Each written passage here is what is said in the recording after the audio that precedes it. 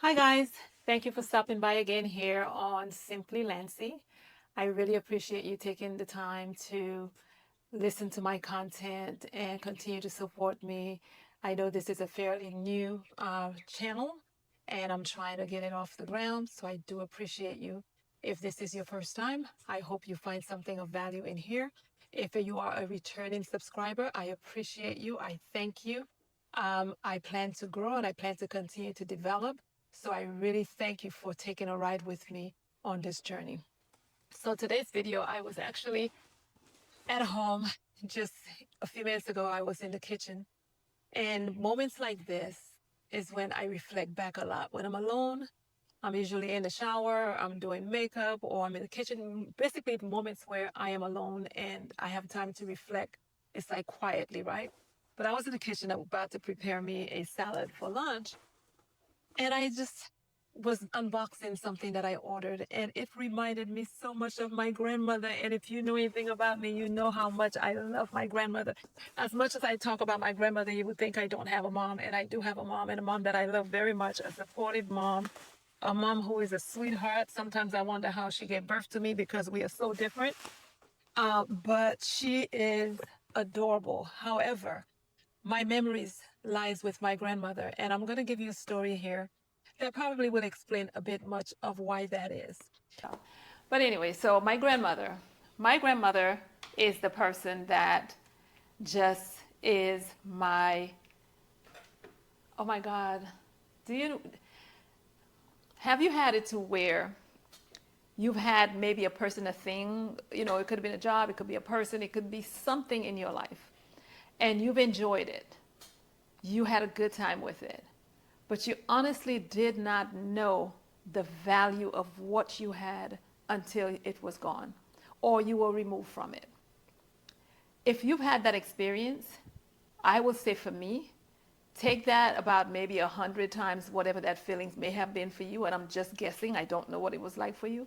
But for me, this is how I feel when I think about my grandmother today. My grandmother is the person that I've always known, that was always there, that had my back when I never knew what having my back was. My grandmother was the person who I believe God just blessed my mother with, so through my mother, she can have me. That's just the way I look at it. My mother had me, and when she did have me, I was a very, very sick child. She too, my mom, was sick to the point where it was weeks before she can actually lay her eyes on me and physically touch me. She was ill, I was ill. And back in those days, from what I understand, is that the children's ward and the adult wards were in two separate buildings. So when you have, or two separate areas, perhaps not buildings, but two separate areas. So when you had a child that was as sick as I was, and you had my mom who was as sick as she was, there was not the technology or maybe the way they have it today to where you bring the parent and the child together. So my mom, from what she has said to me, my grandmother often told me, I believe it was 21 days before she actually saw me, touched me, and that was what it was. But who was there through it all? Grandmother. Grandmother was there. Grandmother was mothering me, and she was mothering her child. Okay? Grandmother was the person that was there. Now, mother apparently got to the point to where she was able to go home at some point, but I, who was born at 7 pounds some odd ounces, remained sick and was sick and was sick, and it was a steady decline. There was never a period in which that it slowed down. Mom, grandmother, everyone who said the story has told me that I was born at 7 pounds some odd ounces, as I said, and I reduced down to 1 pound. So you go ahead and figure what that's like to have a child that was born the normal weight of a child, probably even on the little higher side, because I've known kids now who were born at 6 pounds, but I was born 7 pounds plus some ounces, and reduced down to a mere 1 pound. Now, grandmother was in and out of the hospital daily. This is not like today when we have a car that we jump in, or even mass transit that you just jump in and you just go. This is not the day. These are the days where transportation was few and far in between. These are the days where transportation required you coming down from wherever you are, standing by the road, waiting for the transport to come, take you to your destination, come back and do the same thing in the reverse until you get home. And to imagine her doing that on a daily basis while her child was also at home recovering from this childbirth that she had. So anyway, Granny said that I got sicker and sicker every day. It didn't get better. They knew I was going to pass. It wasn't a matter of if I was going to die. It was a matter of when I was going to die. But she came in every single day. She said she prayed. She came in every day. But they was just waiting. Matter of fact, for her, from what she said, it seemed like they were just going in to confirm that I was still there. But she was praying. She said she arrived one day, and upon her arrival, she was told that I had passed. Wasn't surprising. She said it was sad, but she wasn't surprised because that's the way it was going. There was no way that I would have survived that. Especially think about the decline, right? From 7 pounds to a pound. Then finally she said she went in when they told her I had passed. She went in. She was a devout Catholic. She took her rosary and she began to say her rosary prayer. As she proceeded to exit the room, she went ahead and she, just as a mere gesture, she laid her hand on me. For no reason other than the fact that she prayed and she was exiting. I guess if I had to, kind of, for me, it would just be a gesture of closure. It's done, But as she did that, she realized she had not asked the nurse and the doctors what time I passed. So she proceeded out of the room and she said she asked the nurse as she was leaving in Creole, because she didn't speak any English, she spoke Creole. And she asked him in Creole, "Kile more?" Meaning, what time did she die? The person told her the time that I had passed, and she said, but wait a minute, there's no way.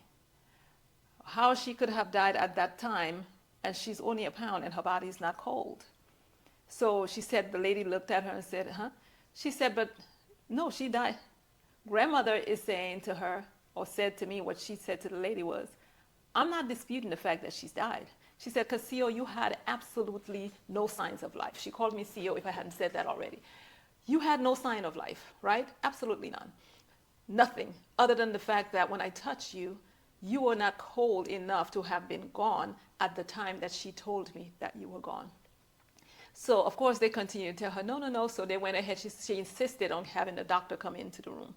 The doctor finally came, and she said, she explained to the doctor, and she knew the doctor very well. She explained to him that how could she have passed and she's still so warm, she's not cold. The doctor then went in, he did the exams, he checked for pulse, he checked for heartbeat, he checked for whatever doctors check for.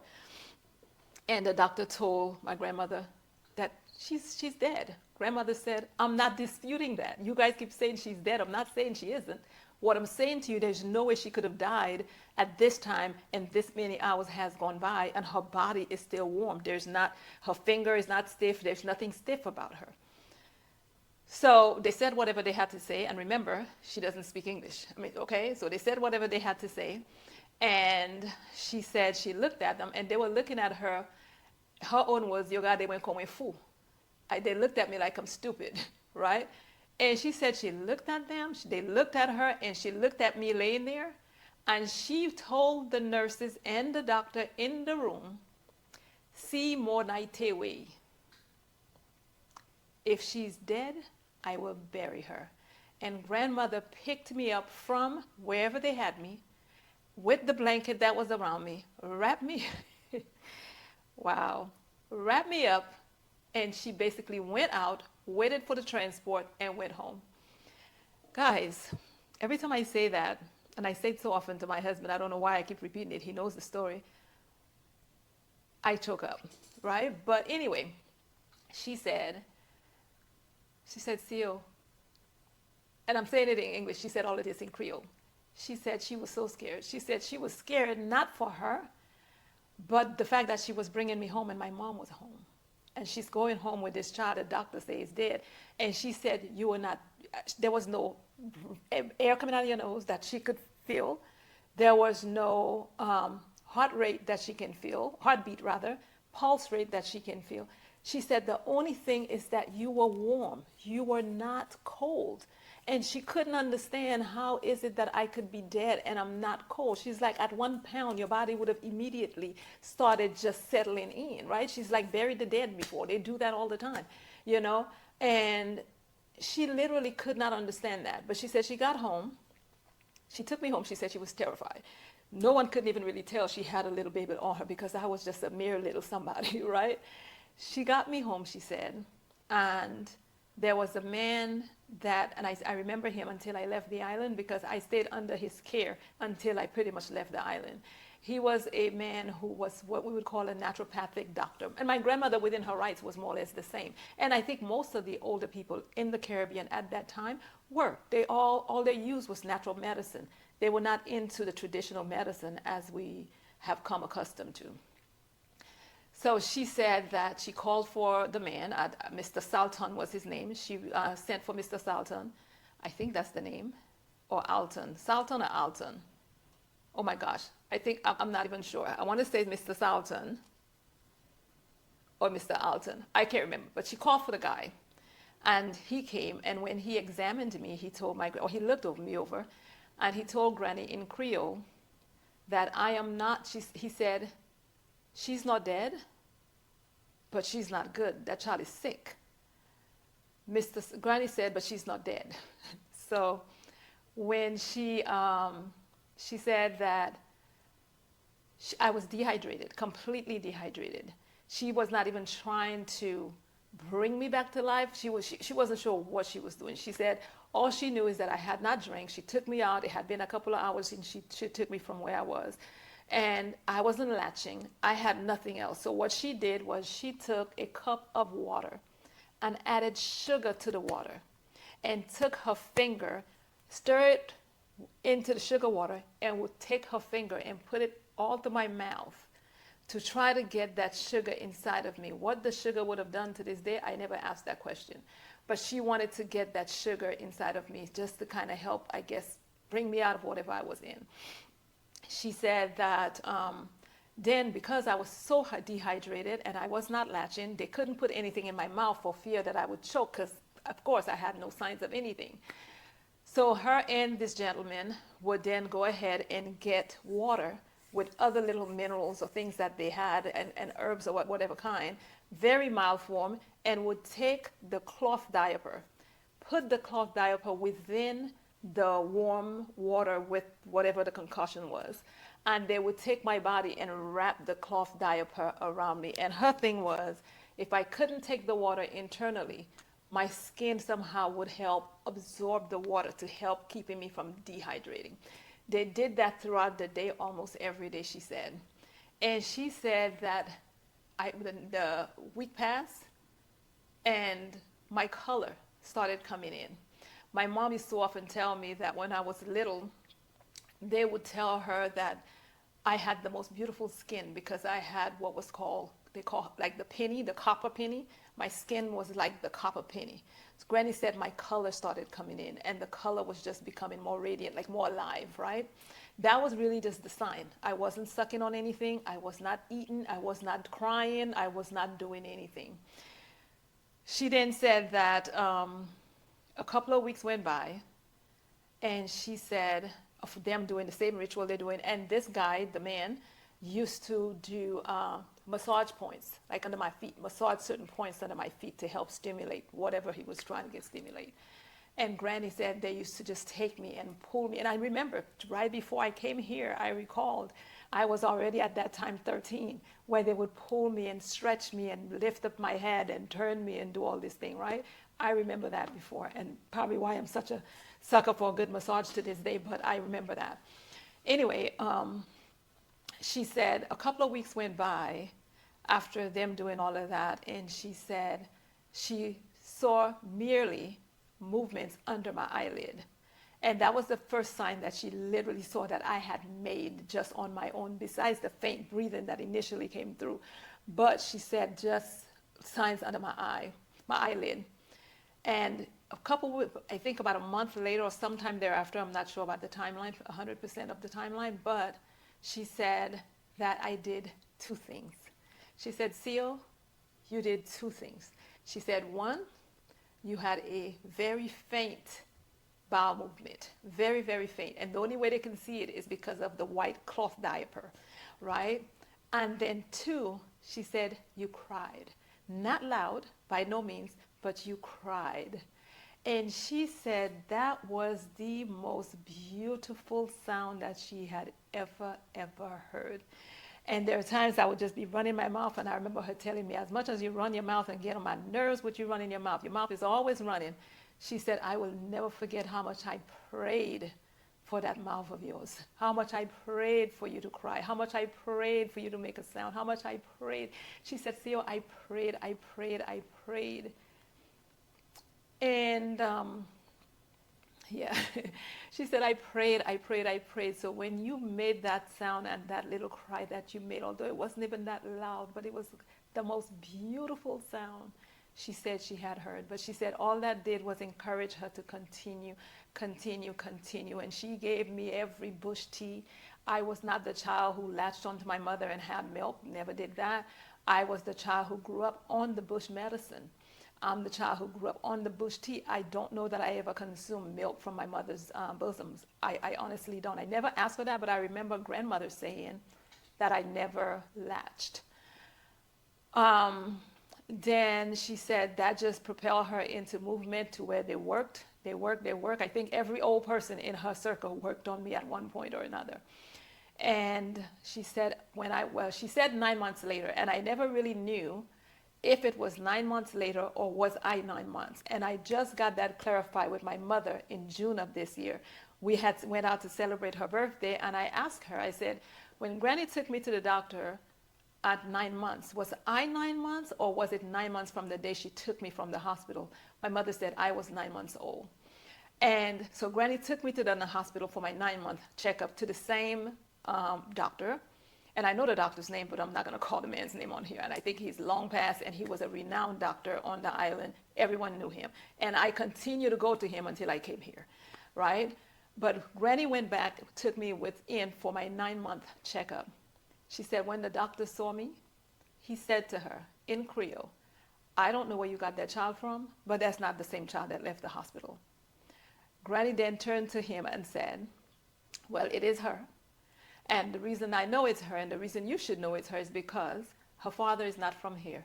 They're not from here. And she is the mirror image of her father. The face that's on her face belongs to her father. So that's the exact same child. So here's what I have for you, the question I have for you. What if I did not come that day? What if I did not question you on that day? What if I did not even touch her to realize her body was still warm? And he then replied to my grandmother, according to my grandmother, that she would have died. So when I tell you guys my grandmother was my savior, literally, I mean that, literally. She was the person who was bold enough to come in, to have the wherewithal to realize the timeline in which they gave her, stating that I had passed, and what she felt did not align. She knew darn well that there's no way a 1 pound child would have died. And here's the one question I don't know. I don't know how long had passed. These are the things to this day when I think about her, I wish I was old enough to ask the questions, because I will never be able to understand what time had passed from the time they told her I had passed, how much time I should say had passed, from the time they told her I had passed until she arrived that day and took me out of there. I don't know what that timeline was. But whatever it is that they said to her, it did not align with the knowledge she had. And my daughter and I were talking about that, and I often used to tell my kids, they took me out of a morgue when I was a child, and they're like, what? And my daughter and I recently had a conversation about it again, and she said, they took you out of the morgue? And I said, I said morgue because I assumed that's where they put the dead people. Because I remember my grandmother saying wherever they had me, they had already sprayed the room, which is where they put someone who has passed away. They had already sprayed the room. So I naturally assumed it was a morgue. But then I thought about it. I said, well, she never used that word. And I don't know if they had morgues there. I don't know how it worked. All I know is I was dead, right? And another thing, too, I was wondering, wow, they didn't send the police after her. Like, she took me out and they didn't even send the police. But then I had to remember, when I was growing up, we didn't have morgues, at least not for us. Maybe they had it for people who was more wealthy, or people who had money. But I remember when someone passed, their body used to be posed at the house. We didn't have this 2 and 3 weeks worth of waiting where you have them in a morgue. If the person passed today, they will have that person, they bring them to the house where you live. Their bodies are posed in that house. They will have a wake that night, and the next day is generally the funeral, 2 to 3 days. Now, there are times where they stayed a little longer only because they had to try to notify family abroad if they had that situation. But from what I know, every person who passed was posed at the house. And I used to be afraid of the dead for that because the coffin used to be in the home that you live in. So I say that to say, perhaps even if they had said that she confirmed that I had died, she would have had to go back and get the body to bury the body anyway. But bottom line is, she told the doctors, if she's dead, I'll bury her. And they knew I was dead, so they just probably assumed that she buried me. But long story short, she's my savior. She continues to be my savior.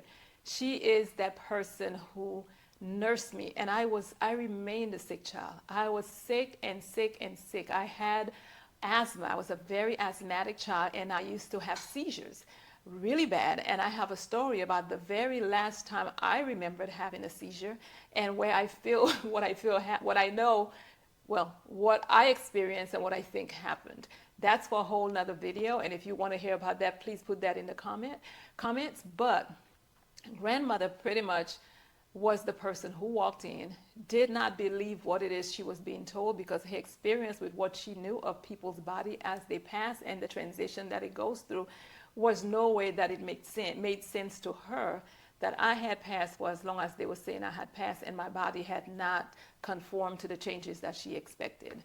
And as a result, she said, hey, Seymour, Naitewi, if she's dead, I will bury her. And she took me home, and look at me, to this day, I'm here. I am a person, thank God, that does not get sick like that. I don't. I hate to even say it out loud because of the fact that I don't want to say it, and next thing you know, I get sick. But I'm one of those people who doesn't get sick. I'm one of those people who, I may hurt myself from working out in the gym, doing something like that, but to say get a cold or get things like that, it's very rare that I experience that. I had asthma, as I stated earlier, as a child. That asthma left me, I think, about 8 or 9 years old, and I've never had it. I've run marathons, I train at the gym, I work out, I exercise, I'm on stage. I don't do the stage thing anymore where I used to sing, but dance, and never had a situation to where I was out of breath, other than probably running 26.2 miles in a marathon to where my legs wanted to give away, but never me having even anything remotely close to asthma or lung issues or anything like that. So the medicines that they gave me, the prayers that they prayed around me, my grandmother's determination, my grandmother's strength, my grandmother's grit is the reason God, I believe, placed me as my mother's child, so I can have this angel be there to be that person who would just protect me and instill in me the wisdoms and the knowledge and the courage that she has. So this is my grandmother's story. I was in the kitchen. The story, I should say, about when my grandmother saved me. I was in the kitchen just unboxing my mellow cream butter, and it just brought me back to the days with her, you know, my memory with her, our mango eating days. And that's another story. We ate mangoes, we ate bread nut, we ate flying fish, we ate breadfruit, we ate dasheen, we ate plantains, we ate grit fig. Oh my God, my grandmother, guys, if I could be 10% of 10% to my grandchildren of what this woman was to me, I would do well.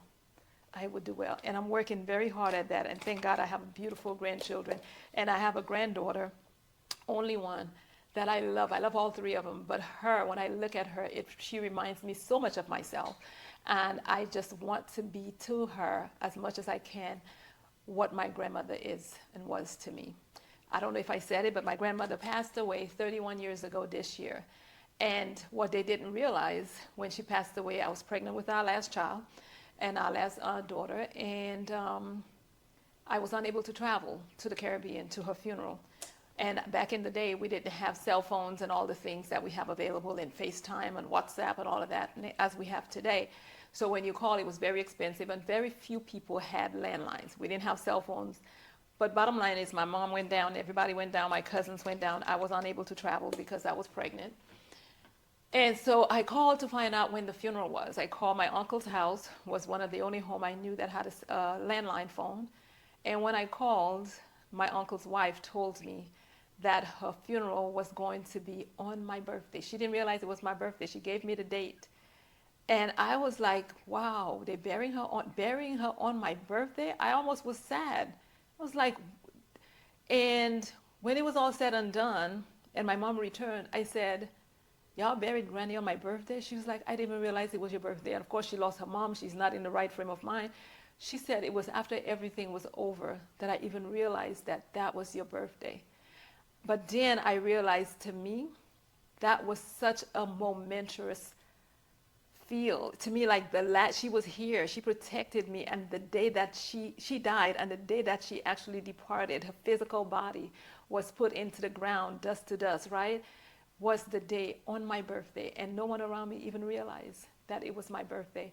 So rather than looking at that as a very sad day, to me that just, it commemorated I'm saying the wrong word, but it actually just helped me realize the impact that she had on my life. And since that day after she was buried, there's not a day, and when I tell you not a day, not a single day that I can recall, even when I'm in my darkest of days, and I've had those, that I did not reflect on something, some thought, some feel, some nostalgia, something about my grandmother. My grandmother is with me every single moment, every day. And you will hear a lot about her in a lot of the stories. You will hear about all my mischievous things that I did and how she already knew I was doing them. And it wasn't until I became an old years later, adult, that I realized, oh my God, Granny knew I used to do this. Oh my God, Granny knew I used to do this, when I thought I was getting away with a whole lot of things. Anyway, thank you so much for taking the time here to spend it with me. Hopefully this right here will touch someone. If you have a grandmother, if you have a mother, you have someone who has been there through it all with you, who supported you, who saved you, in my case, literally, please reach out to them, because my grandmother is not here. And I would give anything to have her, because I have so many questions that I have answers to that I don't know the answers to, and probably will never know the answers to. But I am so grateful for her being there, and hopefully this right here will resonate with someone, will add value, will add anything. If you have any, if you've had that experience in any way, shape, or form, you had someone in your life that you honestly did not know what they mean to you or meant to you until that person or thing is no longer in your life. Please, let's share that in the comments. Let's discuss it. I think it's so important that we start paying attention and recognize the people that surround us and sit with them and ask questions, because when they're gone, they're forever gone. And I've had several situations, my grandmother being one of them, and the most impactful one. And I had two grandmothers. I had my father's mom and I had my mom's mom. I'm speaking of my mom's mom because she was the one that was there. I had a wonderful relationship with my father's mother, and she passed away about 11 years ago this year. But yeah, I would say my maternal grandmother, yeah, she was that woman in my life. She was that woman. But anyway, I appreciate you being here with me. Honestly, I really do. Before you go, please, this is something my grandmother instilled in me. And she used to tell me that all the time. People will only do to you what you let them do. So please, protect your peace. Until next time, thank you for spending this time with me here on Simply Lancy.